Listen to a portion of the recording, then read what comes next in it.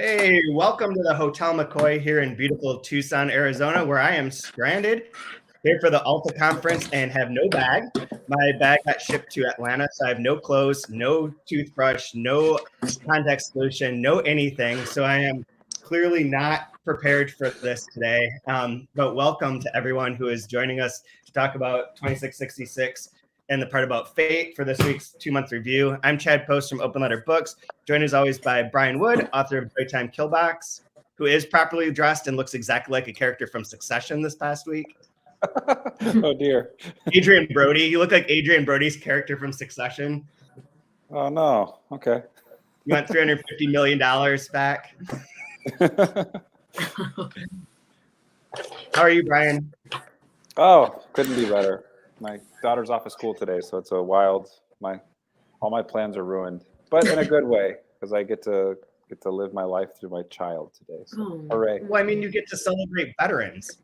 Don't you get to spend the whole day explaining how to celebrate veterans? Yeah, we're just gonna go look at tombstones all day. Why not? It's a good life lesson. Yeah. Go look at tombstones. Go watch veterans getting that's free Memorial Day. meals from Apple. No, that's Memorial Day. Never mind. Well, I think the I best way to celebrate Veterans Day in veterans, America is to go, help out our homeless population because that's what we do with our veterans. We just put them on the street. So, thanks for your service. My dad. Stop looking at me. You're making me feel guilty. I don't have any money. Yeah. This opening is really depressing, you guys. This is a big downer. This book is a big downer. Hey, welcome, Katie. And also joined by. Oh, hi. Here I am. Great translator of many Spanish language books, including Last Words on Earth, which relates to Roberto Bolaño directly, and which got a really nice long review in the Los Angeles Review of Books last week. That's worth checking out. That talks about the changes between, specifically the change that Javier Serena made in Last Words of Earth of making Funes, the Bolaño-esque character, from Peru instead of from Chile, which is whatever. Anyways, it's interesting review, says some nice things about the book. And actually, I've been reading this critical book by Chris Andrews, one of the Bolaño translators, called Roberto Bolaño's Fiction and Expanding Universe. And I've only read the first chapter, which is about why Bolaño is so popular in North America. And it examines like 7 or 8 different possible reasons why he took off in these different ways. And that's all fairly interesting and fairly routine. And one of them that is routine but is really interesting is about chant.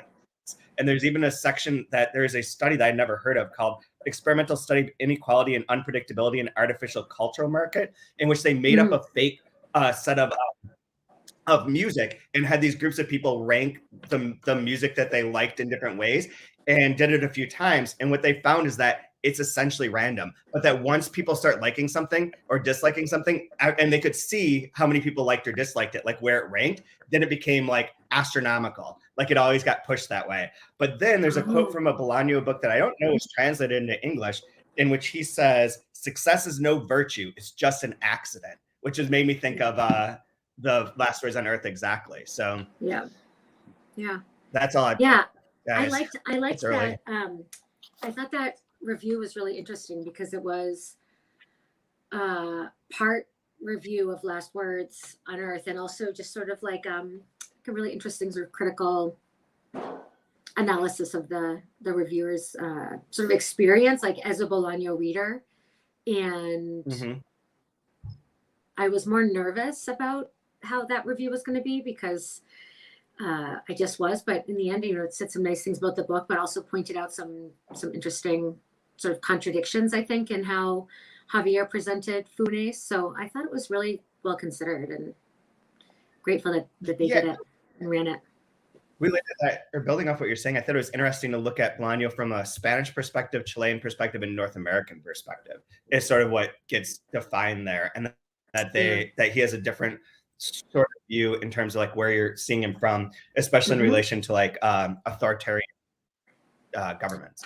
Yeah, like his I think that what was really nicely teased out was sort of like the politics of art and writing in the Latin American context, and that's something that really isn't present in Javier's like Funes rendering, is that he's not really a political figure, and Bolaño was sort of a political figure through especially through his aesthetics, which is interesting. So yeah, I thought it was really nicely done.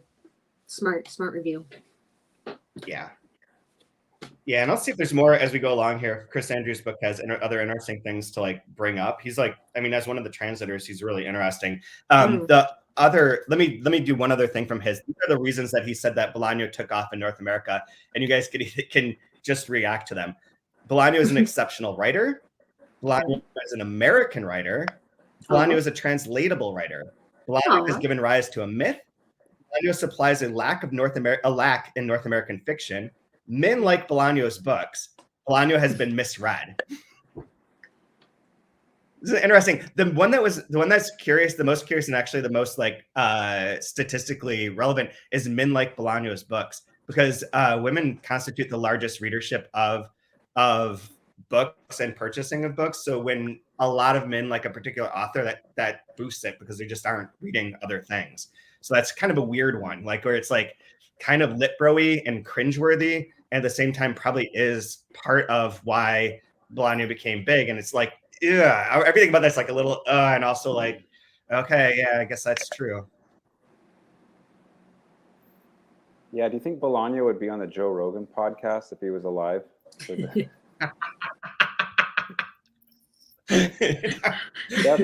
would be great for the Joe Rogan podcast.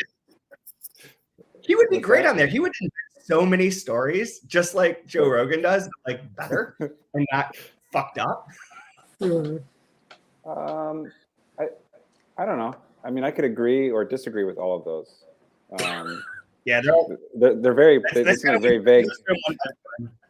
But yeah, I think he's a great writer. I think he's accessible. So if somebody's great and somebody accessible, I think that's wonderful. Because it's one of those, like, I don't know, it's like a filmmaker who just makes like really art housey, artistic films, and like it's gonna have a very small audience because it's kind of snooty and it's not made for everybody. It's supposed to be thoughtful and intellectual.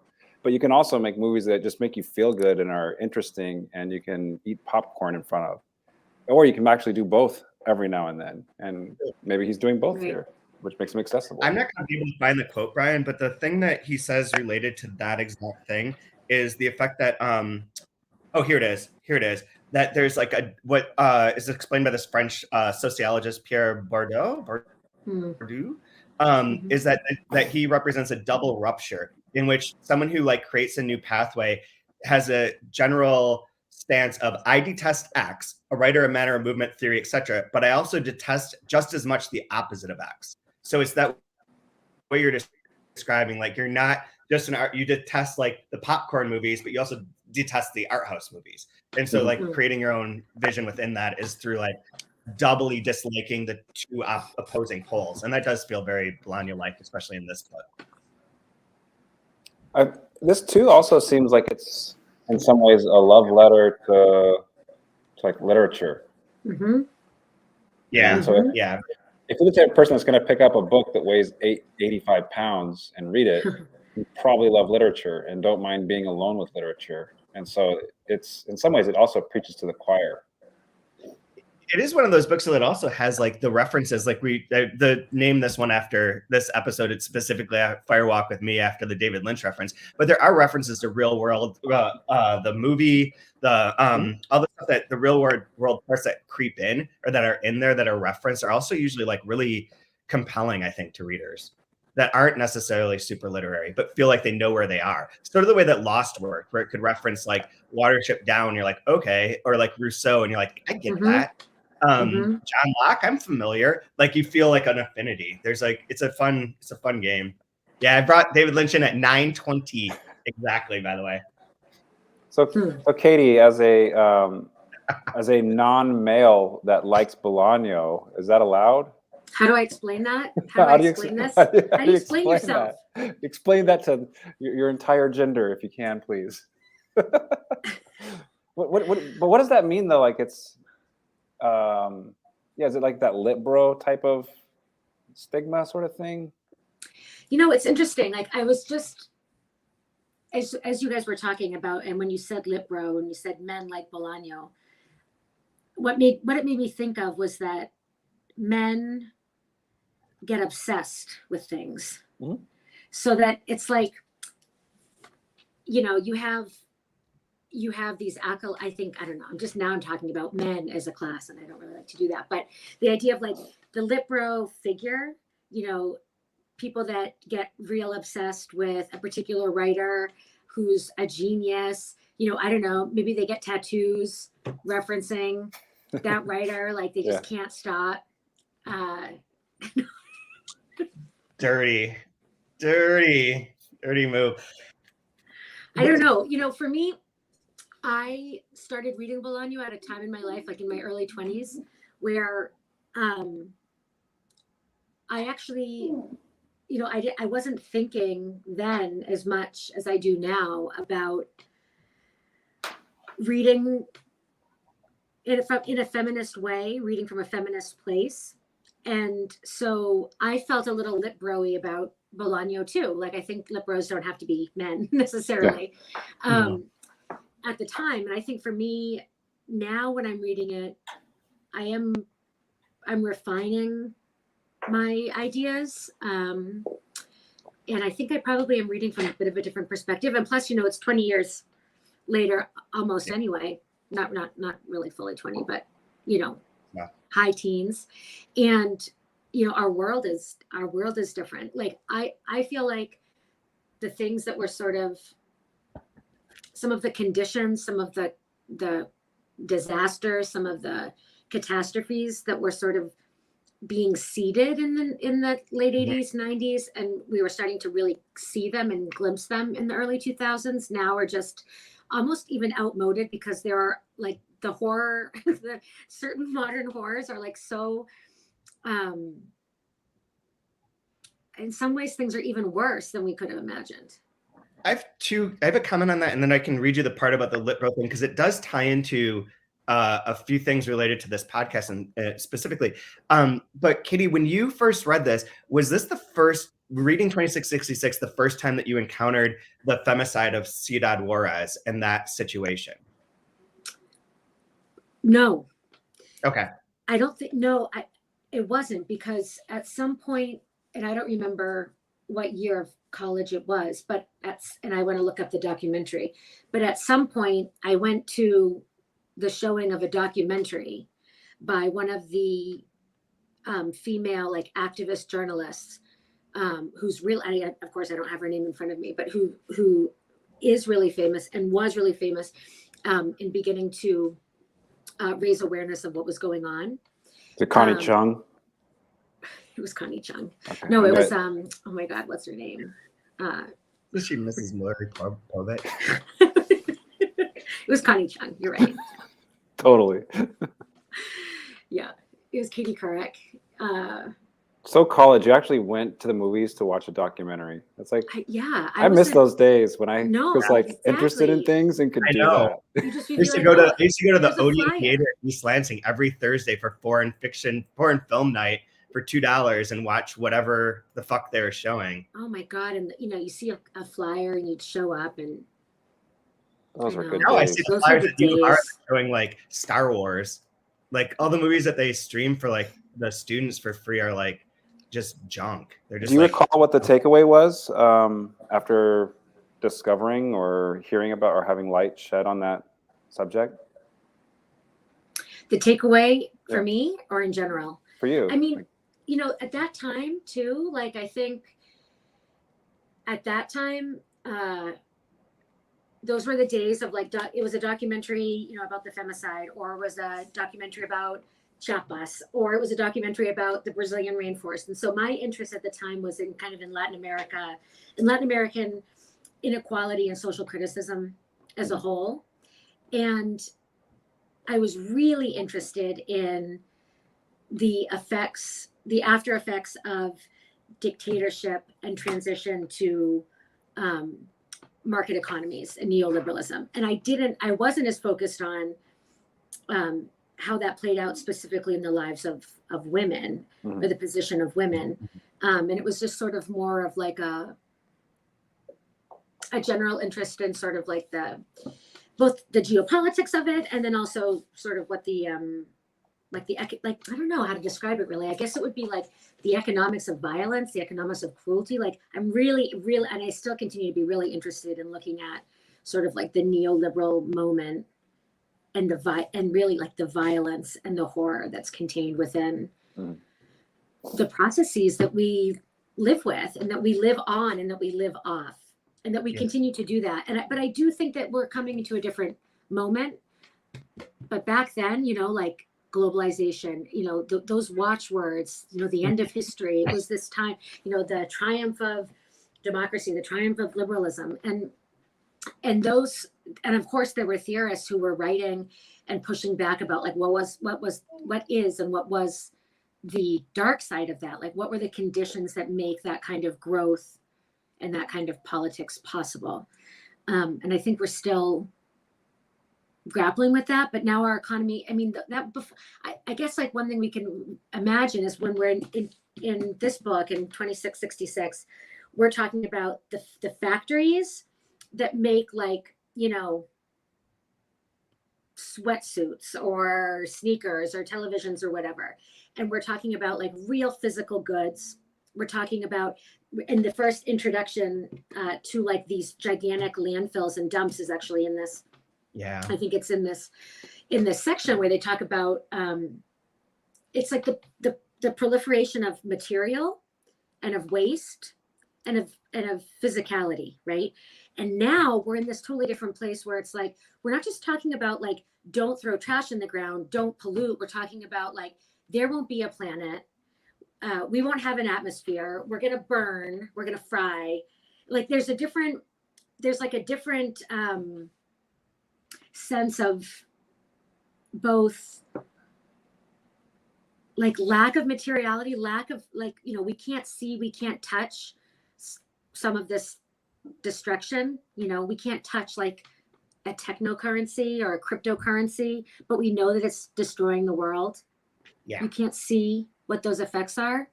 And so I do think that we're in a different moment. And in some ways a more dangerous moment, I think. Wah wah. Yeah, that's a bummer, man. I know, sorry. A real Bummer, man. It's not enough just to not use Aquanet. Like, No, it's not enough. It's not enough. I was thinking the reason I asked you about the Ciudad Juarez thing is because I suspect that for a lot of people, this probably was their first encounter with it in like that way. And if they traced like Santa Teresa and found the historical antecedent for it or analog, like got that first thing. And now it's like used in like various Netflix series. It's like it's like incorporated into our knowledge in a way that you're saying of like the horrors at that time are now we're on the other side of that. They're they're historical horrors now, as opposed to like when Bolaño was working on this, and of course killings continue, but at the time where it was this, it was this moment of real current, like a current impulse to write about this. Another thing that relates to this a little bit, like when we think about the moment, like the moment when he was writing in the moment, the historical moment that's described, I think it's, when I was reading in the last section, when Fate is trying to cover the Mohammedan Brotherhood. World's crazy. But he was writing that like just like 2 years after September 11th.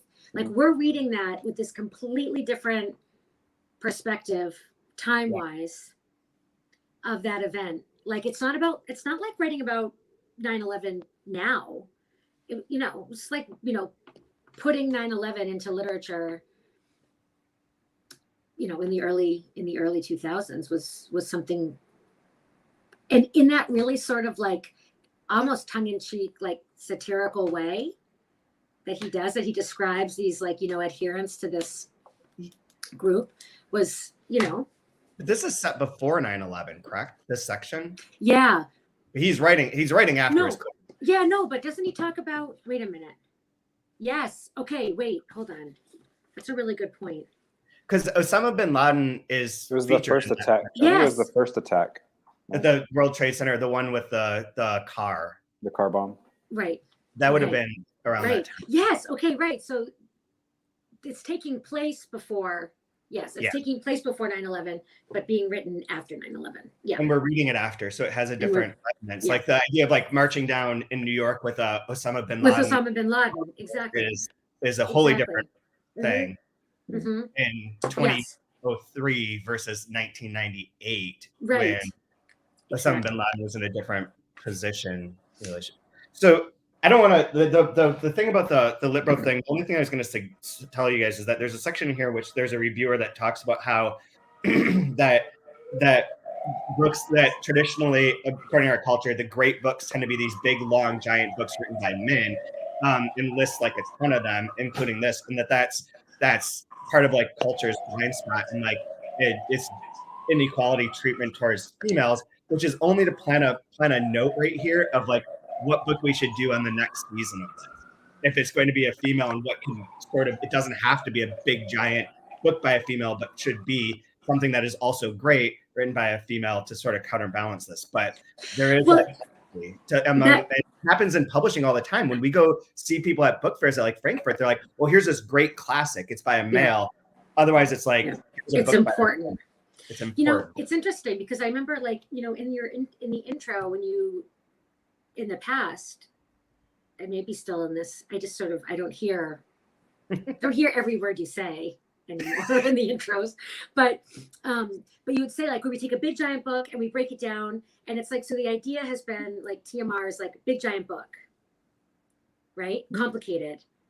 Yeah, I mean, if you spend 2 months on it, right? It's got to be so there. Yeah, exactly. So, although that's always been broken. The Rotorada was Death in Spring and a series of short stories, 4x4, Cars on Fire, and what's the third book? Yeah, but look at that. But you had to put three, the Buyosa, you had to put three books by women together to equal one work by one long. Then there's Ducks Newburyport. I know, I'm teasing. I was just going to say, then there's Lucy Hellman. Yeah. There's and Dubravka. And Dubravka, which was just one book and was just shorter. It's just a timing thing. The 3 books one was to make sure that we spread the love as far as possible under one rubric, and to get people to rejoin every 4 weeks. Yeah. And then the Virginie just worked out because it was obviously a triptych. Right, that's true. Hers could have been any one of the little ones, but we used all 3. But anyways, let's circle back real quick with what Katie was saying. That's, I think, part of why I really liked this Oscar Fate section, because it's almost like this, there's like an economic reason for him being there, which made it kind of, him being lost in that world made it, I don't know, kind of an interesting dynamic, how crossing the border, that like going through that journey with him, I thought was really interesting compared to the other sections where we don't get that quite as much. Say more about that, Brian. Like what parts? Well, no, like we were talking about like your interest was a lot of like economic, which I think is very interesting as well. But I found it interesting that he's there for economic reasons, but it's just this vacuum of death, which is what's pushed him or sucked him into this place. And when he starts pushing back against that and saying, wait, there's something more here, it's like, just stick to the story. Like nobody cares kind of a thing. Just eat your tacos. Yeah, exactly. I just thought it was, I like the way that affected Oscar, and you kind of see him unravel towards the end and do something out of character for him. But yes. Yeah, go ahead. Should we get into the specific section? I'm trying to recall everything. We left up on page 300 and went to the end of it. Basically, it goes to the fight. The American kicks the Mexican's ass. Which how great was it? There's this buildup. I was really excited about who's going to win, because like some are saying this, some are saying that, and like it's one small paragraph. The fight went like this. He knocked him out. Okay. Anyways, it's like Mike Tyson playing like glass jaw Joe or whatever the fuck that character is. And like it was so anticlimactic. I loved it. Yeah, that was great. And then he gets involved with Charlie Cruz, Chucho Flores, and Rosa Amalfitano shows up along with the other Rosa. Is it Rosa Mendez? Mendez, yeah. Is also there. They go out to a place with the guy that owned a bunch of video stores. Remember those? and to watch the Rodriguez movie, which is just a very dirty porn. Then he finds Rosa Amalfitano, who he thinks is like gorgeous like an angel, in a room snorting coke, unsafe, and he decides to like essentially break her out. So they escape from this compound, go to her house, and then leave to go to, of all places, Tucson, where I am. Mhm. And along the way, though, it does fragment. Like they have the conversation about David Lynch's Fire Walk with Me, which is a very, I mean, everything about the vibe of this section Yeah. deals with that last part of Fire Walk with Me where she gets killed and in the train section. But to double that theme of protection, he also wants to go to the interview. Yeah, and he goes to the interview. And so that's the part where, like, once they talk about the David Lynch thing, it suddenly fragments, and you have the future part where they're in Tucson mixed in with this part where they're at the prison interviewing Klaus Haas, who ends this section with, like, the most creepy line, "Ask whatever you want," said the giant. Which also, again, giant, also very Twin Peaks. There is a giant in Twin Peaks who comes and answers things. Just gonna keep laying into that. But but I think that ending of like where it starts flipping back and forth is really unnerving. Like there's something very like cinematically disturbing about that reminds me of the Twin Peaks sort of way of shooting and disseminating information. But that's sort of the quick overview of what was in here. I know that Katie, you wanted to talk about the part about the magic disc and the zoetrope. Oh yeah. Yeah, I mean, I think there are a couple of moments in here that are like you do feel like you're sort of getting into this like Lynchian territory, or where, like he's like, again, what am I doing here? And then this strange conversation when Amalfitano, fate is not there at this point. The other thing that's interesting is that even though we're in this part about fate, at some point we are in Rosa Amalfitano's perspective, her point of view, right? Because then she's describing a time when before fate, like when the first time that like that Amalfitano is meeting Chucho Flores and Charlie Cruz, right? Wait 1 second. Is it like around 326, 327? Yeah. Basically like, I have it on 332. Of course, the Mexican and her father had met. Chucho Flores came away from this meeting with a positive feeling, although Rosa thought he was lying, since it didn't make sense for a person to like anyone who looked at him the way her father had looked at Chucho Flores. But there's this conversation, and the second time that Chucho Flores and Amalfitano meet, Charlie Cruz and Rosa Mendez are there again. And Amalfitano is like having this conversation with Charlie Cruz. And Charlie Cruz is like our video store owner guy. And he's sort of like the art philosopher too, where he's, talking about film and the abyss, the vertigo, the sacred. And so he's having this conversation with Amalfitano, sort of like you would expect it to be almost like a little philosophical exchange. And Amalfitano asks him about the, what was it called? The persistence of images on the retina. What do they call that? Apparent sight or something like that? Where is it? Apparent movement. Apparent movement. Okay, apparent movement was the illusion of movement caused by the persistence of images on the retina. Exactly, said Oscar Amalfitano. Images linger on the retina for a fraction of a second. And then they talk about, the magic disc. And it's the little, and they say the little drunk man, or the little old drunk. And when you spin it, you have on the one side, you have the face of the person. On the other side, you have the bars, representing the prison.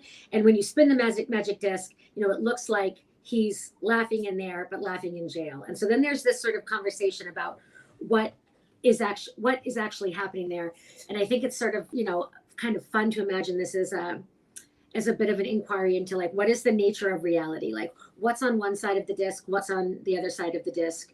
And basically, depending on your perspective, right? This person is either trapped in prison and laughing and drunk and doesn't know that he's in prison, or he's laughing at us because we think he's in prison and doesn't know it, but all along he's free on the other side. And so I think that's kind of like a fun, kind of an interesting inquiry that they're making there. And on 335, he says, this is Amalfitano. The little old drunk is laughing because he thinks he's free, but he's really in prison, said Oscar Amalfitano. That's what makes it funny. But in fact, the prison is drawn on the other side of the disc, which means that one could also say that the little old drunk is laughing because we think he's in prison, not realizing that the prison is on one side and the little old drunk is on the other. And that's reality. No matter how much we spin the disc, and it looks to us as if the little old drunk is behind bars. In fact, we could even guess what the little old drunk is laughing about. He's laughing at our credulity. You might even say at our eyes. And I think that's great. Yeah, I think that's really great. There's a wonderful through line about eyes and blindness in this section as well. You had mentioned it last week about closing your eyes. Or there's that whole section where the person's talking. That was in the bar on the American side. The white-haired man, yes, Professor Kessler, I think it was. Right, you close your eyes. You close your eyes to horror. And in this one, there's a blind masseuse. They're saying that the killer they have has eyes like a blind man. Yeah. And there's also a mention of one of the Virgin statues, like one of the eyes was blinded. Yep. So there's a really neat through line of sight and blindness through this one as well. And then if you think about images and the movies they're watching, the way it's affecting, and and they're all there to be spectators of a boxing event. Right. But yeah, that was really, really clever. Mm-hmm. What do you think that might be pointing to? Like, how do you? There's a lot of not being able to fully see. I mean, he keeps talking about like the revelation, like always being on the cusp of a revelation, which feels very, very pertinent here too. And like one of the things that you reminded me of is on page 348. Fate remembered the words of Guadalupe Roncal. No one pays attention to these killings, but the secret of the world is hidden in them. Like the being able to look to see goes back to that speech that Amalfitano gave in the critics section of like not seeing the gaping pit behind us either. Yeah. I also have to say, because I'm just going to plan it here, my line of the week is on that same page. You have to listen to women. You should never ignore a woman's fears. That's my line for this is marked right there. And that was his mom's. Was that his mom's advice or the mom's neighbor? I think that was Roncal, right? Or yeah. No? Okay. Was it his mother's? No, his mother or his mother's neighbor used to say. He doesn't remember. Wow. One of the two that passed away. Yeah, so I think there's something about witness, about witness, being a witness, being an eyewitness. It's one thing to hear about them, but it's another thing to see them. It's kind of like I remember the first time when I traveled. Where was I at? I was in Lebanon. This was in 2001. And it was like the first time I'd been to like a place that had really been war torn before. And it had been a while, but you're driving around and you see like bullet holes all up the sides of buildings from machine gun fire, or there'll be like a window that's blown out and it has all the fire from where the RPG hit it. And next to that is the Hard Rock Cafe, you know, and it's just like, it's so bizarre because it's a very familiar city, but at the same time, it's stuff that you normally see on TV, and to see it in person, it's like, oh my God, people live there. There's like a kid that walks to school next to bullet holes. And then it just changes the way, whenever you see news now, like having seen it in person, it completely changes the way these stories can affect you. But I remember asking like, why don't you guys just tear that building down and put something else new? And they're like, no, that's like a monument to our history. Like we can't forget that. Like we need to see that. And so I think here there's something about, you hear stories about, you know, 10 dead, or all these kids got kidnapped by Boko Haram. I'm like, oh, that's terrible. But like, what does that actually mean? I know. Right. And like, unless like you're a witness to that, it doesn't really hit home or impact or jar you out of your normal life. And we're seeing fate like completely jarred here, I think. I can't remember where I read this past week, but there's that number. There's a number in which you can't once you go above that number, you can't conceive of it as individual things. You conceive of it as a whole. And I think of that in terms of the people, the deaths too, and the witnessing of them. Is that once you start saying there's like 500 women murdered, 1,000 women murdered, that number is not comprehensible to most minds. The specificity of it is where you see and can understand. And that sort of relates to what you're saying too of the overall witness. Welcome. We have a guest, Dr. Andrew Martino. How are you doing? I'm well. Thank you very much for having me. I'm enjoying this. Yeah. Hi, Andrew. Katie, welcome. I have to say, I finished your translation last week, and it's phenomenal. It's really fantastic. So please go to your independent bookstore and buy this book. It's great. Thank you. Okay, thanks. You did your job. I'll slip you a $5 That's it. later. I can go now, right? So Andrew, tell us about your relationship with Bolaño and 2666, and a little bit about yourself. Anything you want to? I've almost been divorced because I've read Bolaño so much. He's kind of moved into my house. I got into Bolaño with Last Evenings on Earth, and I started reading it that way, and then I got sucked in. I'm kind of, all of my heroes are writers. And I become stalkish about them after a while. So I started reading everything I could get my hands on about him. So hearing and you've talked about this in your earlier podcasts about the momentum leading up to the publication of Savage Detectives and 2666 and all of those things. I was just completely sucked in. And 2666 is a novel that I read in about a week and a half. I just couldn't put it down. I've read it so many times over since it's been published, and I've only read it once, actually, like you're supposed to read a novel from front to back, and now I sort of pick up different sections, different parts all the time. So I'm really kind of looking forward to having this discussion. But Bolaño is somebody who, for me, reading him was like being struck by lightning, and your whole body lights up, and it's one of those momentous occasions that we probably only get maybe 8 or 9, maybe 10 times in our reading life about those things we don't forget. So that's how it sort of affected me. I'm currently a dean of an honors college at Salisbury University. So I'm no longer an academic, but I'm an administrator, which is, won't say anything in case my colleagues are watching this, but I'm a reader first. Yeah. So, and Chad, I love the stuff that you're doing with Open Letter and 3%. And most everything I read is in translation. My PhD is in comparative literature. So my specialty is Italian literature mostly, but I'm trying to get my students to read more literature in translation. And I want to go back to something you all three mentioned earlier about, Bolaño is a kind of male author, but if you notice, the translator is female. And I think that's an important part. And Katie, you're in this category as well.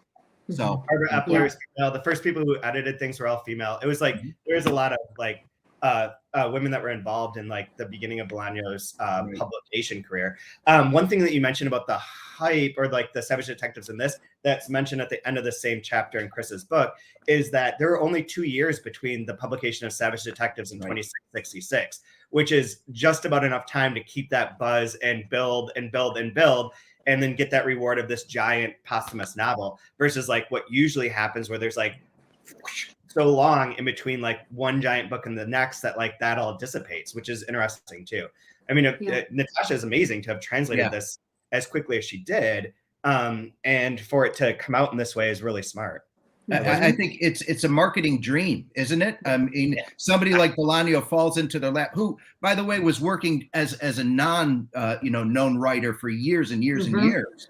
And I think, Brian, you mentioned this in an earlier podcast. It's the publication of 2666 simultaneously as a hardcover and the slipcase book with the 3 different texts within it. It's brilliant. Yeah. Absolutely. So what are your specific takes on the section about fate? This section is the section that I tend to read the least. And reading it again over the week, I really, really like it. It's one of those things that every time I think I have Bolaño figured out, I get screwed up and I don't know where I am. So for me, it's that part, and you all alluded to this earlier about Rosa Amalfitano. and his relationship with her and how he gets sucked in to this. And the city of Santa Teresa is this kind of place that sucks all of these characters in, and they can't leave. You know, Norton kind of escapes, but some of the others, but for the most part, this is a place that doesn't let you go. You spoke a little bit earlier about the borders and Fate's, you know, reckoning with the borders. It begins really on the first page of this section with his mother's passing. Yes. And he's crossing that border from, you know, being a son of a living mother to a son of one who's deceased. His relationship with his job is kind of precarious. His situation as a writer. I find all of that very intriguing. It's also bookended with the loss of a woman in his life, and at the end, it's almost like he's trying to save a woman's life. Right. With that arc of his.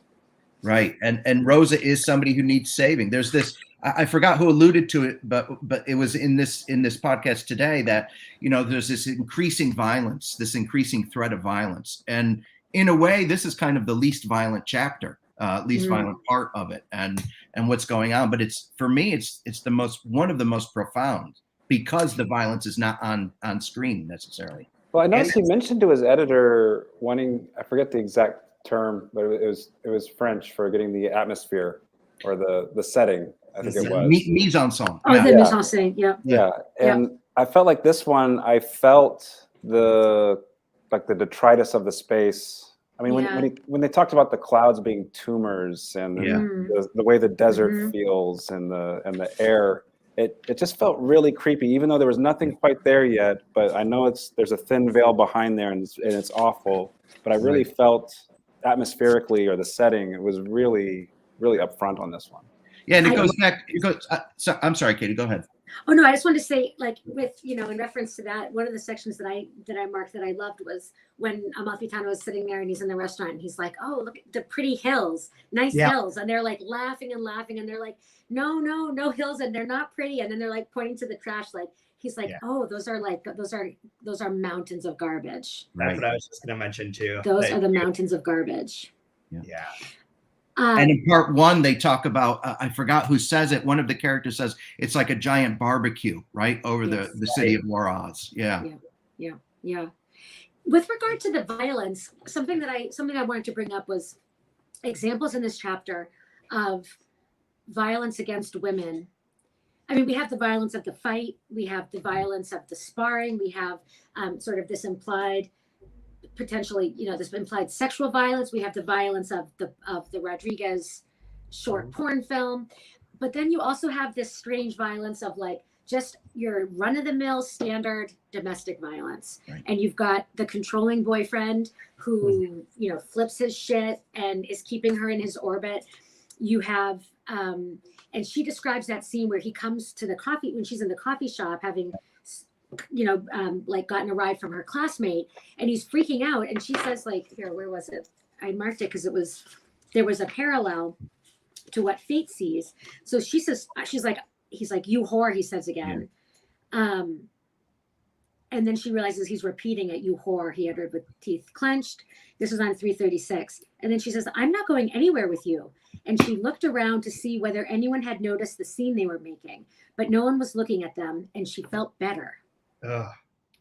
Okay. And then you have sort of, as again, the mirror or the doubling of that is back on when they're in the bar, Fate and the Rosas and Charlie and Chucho, and they're in the club, and they're singing "Happy Birthday," and he wants to ask her what part of Spain she's from. This is 318. When he saw a man hit a woman in the corner of the room. The first blow made the woman's head snap violently, and the second blow knocked her down. Without thinking, Fate tried to move toward them, but someone grabbed his arm. When he turned to see who it was, no one was there. In the opposite corner of the club, the man who had hit the woman stepped next to where she was huddled on the ground and kicked her in the stomach.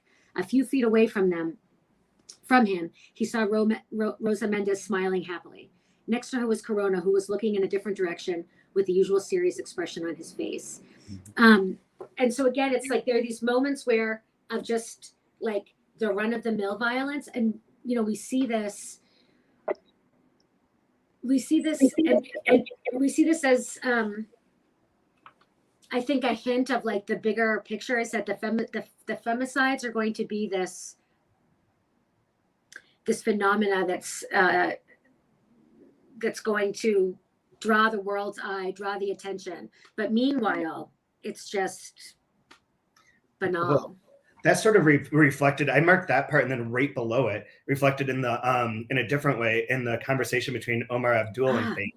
I like this, said Fate, to say something. Brother, this city is a shithole, said Omar Abdul. Well, there are some beautiful women here, said Fate. The women here ain't worth shit, said Omar Abdul. Yeah, that whole that underlying, like what you're pointing to, of like the underlying, like just kind of accepted pervasive banal violence against women is so unnerving in the section. So unnerving. And the sexual element of it. So this is this is, I think, the first time like that we're starting to see sort of the physical, the materiality of sex. Before, you know, like I keep seeing, like, you know, with the critics, and it was this, you know, strange sort of lofty mythical couplings, right, or thruplings, but then here we're seeing, like, we're starting to see women as whore, women as you know, women as property, and again, like, I think we should maybe talk a little bit about that Rodriguez video that they watch. There's a certain sense of machismo that goes along with this, isn't there? This sense of how definitely men are supposed to act towards women. And if they don't, it calls their masculinity into question. Right. So again, it's going back to the fragile ego of a male for me. And I have to constantly reassert my power over women, because there might be situations where I can't reassert it with another male. Yeah. So there is this sense of everything that's going on.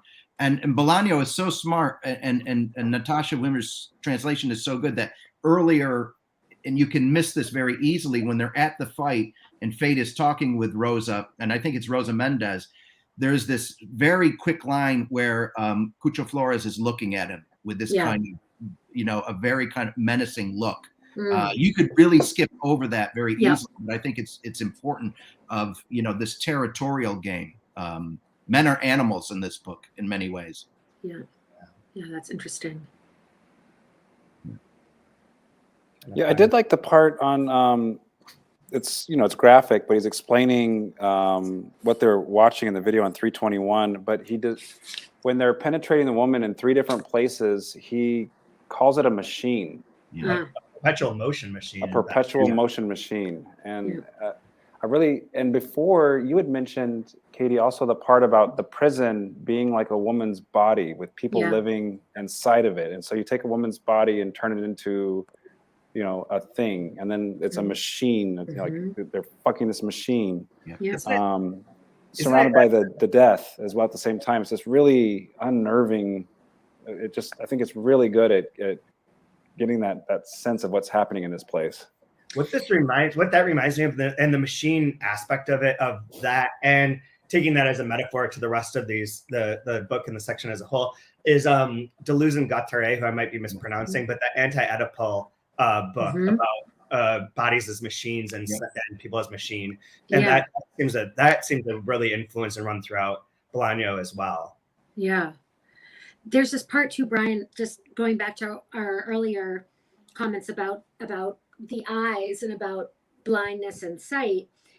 In that description of the video, right in the middle of the page, it says, "Her eyes were fixed on the camera, which in turn zoomed in on her face. Her eyes said something, although they spoke in an unidentifiable language." So there's, like, again, the woman in this case, like, she can be possessed, but there's still something inscrutable about not just about her, but about even the way she communicates. Like, even what she's saying with her eyes in this moment is unidentifiable. Like, it cannot be understood. And I think that's really, it also, and it ties in wonderfully with apparent movement, because this is something we can't look away from. And even if we do, that image is still burned into our retinas in some way. Yes, very good. Ooh, interesting. That is Really, Yeah. very true. He's a pretty good writer. I think he knows what he's doing. Yeah, pretty Yeah, good. and you know the interesting thing about Bolaño is he's such a great reader, not only broadly but so deeply Yeah. that he you know, he's really a reader like Borges in the Borges sense of it. Yeah. And one way of reading any of his texts is you get a sense of what he's reading at the Yes. time.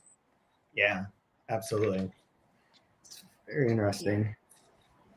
Do we want to talk all about the the visit to the prison? Yes. I don't know what to say about it. No. As that happens. Do you want to talk about it? No, I want someone else to tell me interesting things that they noticed about it. Okay. Let's see. I wasn't sure, and this is maybe a mistake on my part, but I don't remember if they name the quote unquote killer who is in jail that they're going to interview, which we had mentioned last week where I have a different thing to say too. Where we mentioned last week where the Guadalupe Roncal says something like, well, the main suspect is one of your people. He's in prison, blah, blah. And Fate's like, but how is that the suspect when the killings continue? And she's like, yeah, mysteries of Mexico. Oh, Mysteries of Mexico. Mysteries of Mexico, whatever. But like, Yes. I can't remember what they name him, but Klaus Haas is the name of the person that they go to talk to. Giant, tall, German albino person, which sounds very similar to our Arcambolde descriptions, just to like plant that as an idea. One other weird noted thing I noticed: does the circus that they reference in here, is that the same circus that Yes. the critics go to? Okay, Yes. I thought so, but I couldn't go back and find it. Yeah. Here's a Yeah. question I have with that prison scene on 346. As they were waiting in a windowless room, Fate felt his penis getting harder and harder. For a moment, he thought he hadn't had an erection since his mother's death. But then he rejected the idea. It couldn't have been that long, he thought, but it could have. But just the idea of that's like the most inappropriate time to be getting aroused. Although they do connect sex and violence a lot Yep. here, Yeah. Yeah. obviously. I And know. I like. capitalism, yeah. But I said I like that. You know, his thought process is like, the irremediable was possible, the unsalvageable was possible. So why couldn't the blood flow to his cock have stopped for what really was a fairly short period of time? It's like could happen. Yeah. Stranger But again, things I just have thought it was a wonderful way of like bringing it all back full circle with female bodies, death, Yeah. violence, and then here he is. They're going to be interviewing the person that's may have been doing all of it, and he's aroused. Yeah, well, and he's imagining, he imagined Rosa's legs on his shoulders. Mhm. He saw his room at the motel again and wondered whether or not they'd made love. Of course not, he said to himself. Then he thinks about the killing. So like we're following this trail of thoughts. And he's falling asleep. So there's this like strange aspect of boredom and arousal with this that is really unsettling. You know, the effect is really unsettling.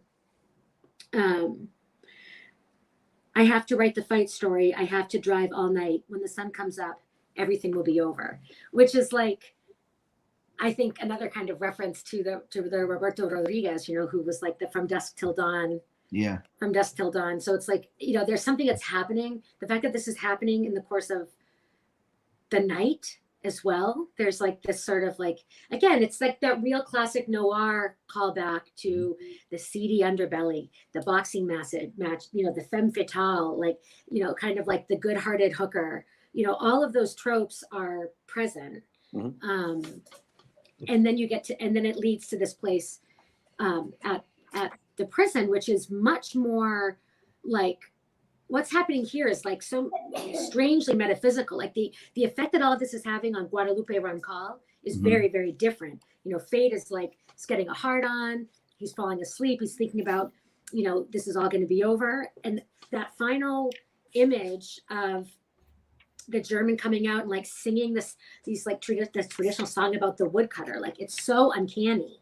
I was just going to read that section because that's a very interesting section. But the other thing was, I was thinking that the Rodriguez movie El Mariachi would probably play Yeah. well to rewatch in relation to this section. Mm-hmm. And everything that you just said. But yeah, that part where so when the killer comes out, suddenly a voice began to sing a song. It sounded like a woodcutter chopping down trees. The voice wasn't singing in English. At first, Fate couldn't figure out what the language was until Rosa, beside him, said it was German. The voice grew louder. It occurred to Fate that he might still be dreaming.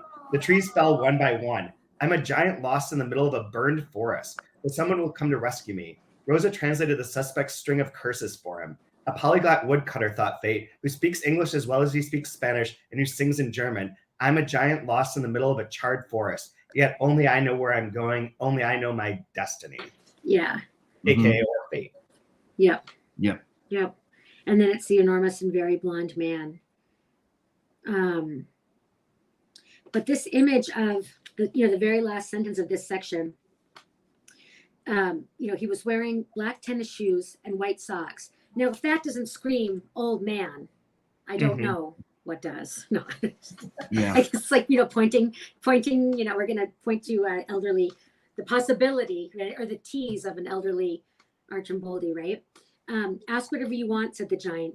Guadalupe Rampal raised her hand to her mouth as if she were inhaling a toxic gas and couldn't think what to ask. But again, like this horror, and again, like these weird callbacks to World War I, World War II, you don't really notice at first how often you're being kind of primed to make these connections. It's just a little mention. You don't really think about inhaling toxic gas, at least I don't, in the context of Germans, of Germany, in the context, you're just sort of getting, again, this accumulation of effect that for me anyway has always, with this book, like, I think there's a real hinting at a sense of totality here, which is interesting because in a lot of ways, and again, like I don't want to go too much into like lit crit or whatever, and it's been a long time since I studied that, so I could be really fucking up. But the idea that like it's very postmodern in a certain sense, and there's this fragmentation, and there's this the elusiveness and the evasion of truth, or of one truth, of one narrative. But at the same time, for me, there's always been in this book this hinting at a totality, a hinting at something that that there is a through line of history, that there is a relationship and sort of like a subterranean connection between all things. That's what I was just going to say, is that, again, going back to Deleuze and Guattari, who are my favorite at that point in time of lit criticism sort of things, 1,000 plateaus and the rhizomatic structure of culture and of art, like that's very much what you're describing, of that all these threads are underneath and are connecting things throughout different spaces and time, and aren't always like on the surface, but are there like a vertical and a horizontal way of like approaching this book. And I think, and for me, like when I read the sense that the characters have of this constant, like a knowing, there's like there's this intuition that keeps coming up, but there's also, it's a blurred vision. It's an impossibility of understanding. They can't grasp what is there, but there's this, I don't know. I think there is this sense of like a greater connection that's being hinted at. Yeah. And if that gets carried through, or if that gets sort of negated throughout the book, I mean, that in and of itself is sort of a I don't know, a message, not a message necessarily from Bolaño, but a perspective, a worldview. It's the killings of the women that the next part, which goes into that in really absurdly graphic detail, that is holding. It's the center that's holding all of these things together. So there is that kind of grand narrative around which these parts are built. But I really like the ending, as you read. She struck dumb, right? Guadalupe Rampal is struck dumb. She couldn't think of what to ask. And there is this sense that all of them, once they spend a certain amount of time in Santa Teresa, they become zombie-like, which again goes back to From Dusk to Dawn and all of those things. Yeah, you're right. He must have been writing from an outline. I can't see how he would have kept all of these disparate pieces together without thinking about different aspects and how they tie. There was I know. No, you go on, Go Kate. ahead. No. when Emily Hall came on, she sent us some of the different artworks that she talked about, but then she sent us one that I didn't link to. That was from, I forget the person's name, but essentially they went through different newspaper articles and various other things and drew graphs of how people were connected, how like Bush was connected to this person, was connected to this murder, was connected to this drug trade, and like his artwork was literally a series of like, it's very cool. I can link to it this time because now that we've brought it up, it makes more sense. But it's like various circles and lines drawn to like the various connections between all these major players in the world, both like evil and supposedly good. And I think she brought it up because it reminded her of how the book's constructed. And what you just said about an outline reminds me of how the book's constructed, where there are these lines that we can follow. Also rhizomatic structure of like you can follow it from one to another, to this point, to this point, to this point. And they're all like interwoven and connected, but it's not necessarily a clear A to B to C sort of image, that there's more within that. Yeah. And you can read this book so many times following those different paths. So it's not just reading it as a novel or even as separate parts, but taking bits and pieces here and there from all of the parts and trying to put them together in a different combination. Yeah. Oh, that's really interesting. This is one of those books that for better or for worse would work really well with that kind of digital humanities sort of analysis. Where does the word abyss show up? Where does the word void show up? How do you can create those connections? How could you restructure this to follow one line? Like it's difficult to do at least for me, I'm not that smart to like to hold it all in your head and see all those things. But that is the sort of 21st century humanities thing that you can do. You can also get a ton of index cards. Yep. And stay up all night in your dorm room, scribbling on them and then laying them out on the floor and taking like a murder back and see. Yeah, like a murder board. Like a murder board too. How old school. I know. Little pieces of string. Yes. Well, the reader becomes detective, right? The reader is detective. Isn't that the point? Yep. Yep. So do you guys want to do? You gave your you gave your favorite line. Yep. Let me see if I can find one. Do you have yours, Bri? Mine's very short. I have two actually. One is on 312. This is the second time this has showed up. The inside was decorated like a McDonald's, but in an unsettling way. I like that. And then my other quote is just a couple of lines actually from Moby Dick chapter 9. This is from the when we're getting the sermon on Jonah, and at the beginning of this we have a kind of a sermon. So we never go back to that. Yeah, I just want to give you a couple lines from his sermon. I thought it was good. I forgot how good Melville is. I don't know why I forgot that, but let us not forget. Herman Melville. Yeah. Then God spake unto the fish, and from the shuddering cold and blackness of the sea, the whale came up breaching towards the warm and pleasant sun, and all the delights of air and earth, and vomited out Jonah upon the dry land. We had a lot of vomiting in this section too. When the word of the Lord came a second time, and Jonah, bruised and beaten, his ears like two seashells, still multitudinously murmuring of the ocean, Jonah did the Almighty's bidding. And what was that, shipmates? To preach the truth to the face of falsehood. That was it. Ooh. Yeah. Nice this isn't a line of the week exactly, but I love this line on 313. This place is like hell, he said to Rosa Malfitano. You're right, she said, looking at him a little with him sympathetically, but the food isn't bad. That's what, yeah. She's like, I'm not hungry. And she's like, just get those tacos in front of you. And right. I don't want to. You'll be all set. Andrew, do you have a favorite line? I do. I actually have two. Can I do two? Yeah. Yes. And they both appear on 348. So the first one is at the end of this top paragraph. They're bringing the killer now, which is very simple but very effective. And then in the middle paragraph, what used to be my right is my left, and there are no points of reference. Everything is erased, which I think speaks to me about the book as a whole.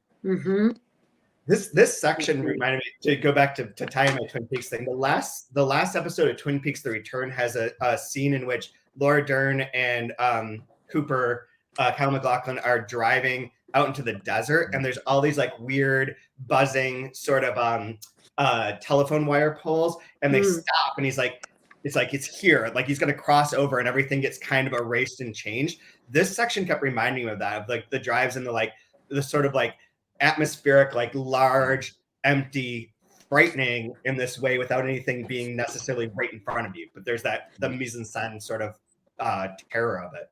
Yeah. And that section that you just read reminded me of that. Yeah, absolutely.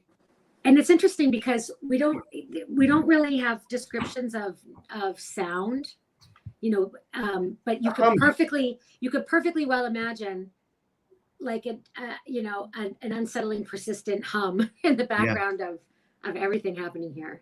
Yeah, which is a Lynchian thing.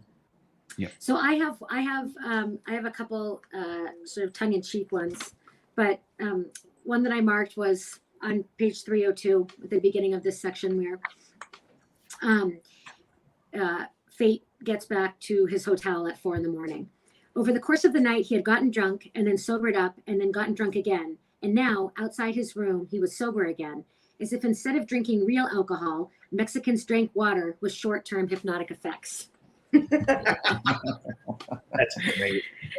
And then the other one was I thought we'd give Rosa Mendez a little more screen time.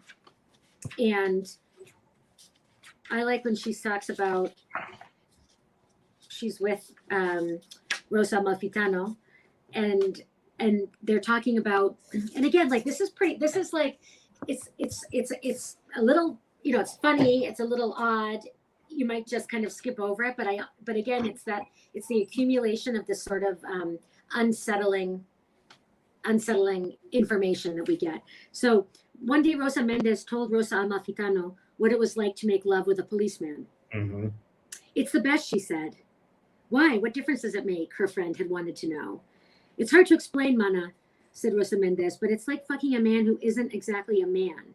It's like becoming a little girl again, if that makes sense. It's like being fucked by a rock, a mountain. You'll be there on your knees until the mountain says it's over. And in the end, you'll both be full. And you're reading this and I'm thinking like, this is horrific. Yeah. Again, it's just another one of those, we're going to drop it in there. Just how awful, just how awful this world is.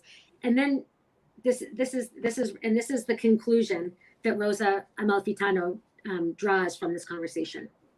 So fucking a policeman is like being fucked by a mountain, and fucking a narco is like being fucked by the air.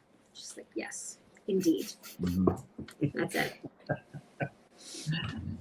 Yep. So I guess we'll end there. With that, thank you all for listening and watching this episode of the 2-Month Review. Next week, we'll enter into part 4, which is the part about the crimes, and read up to page 437. And I believe all editions have the same page numbers, so 437 should apply to everything. In the meantime, buy Last Words on Earth by Javier Serena from your local independent bookstore. You could buy it from our website, but I am the only one shipping things right now, so that will take a lot longer than you want it to. So order from someone else. And rate and review us. Tell your friends. We'll be here next week. And the one thing I didn't get to ask you guys that I'll just leave with is, what do you think about hexagons?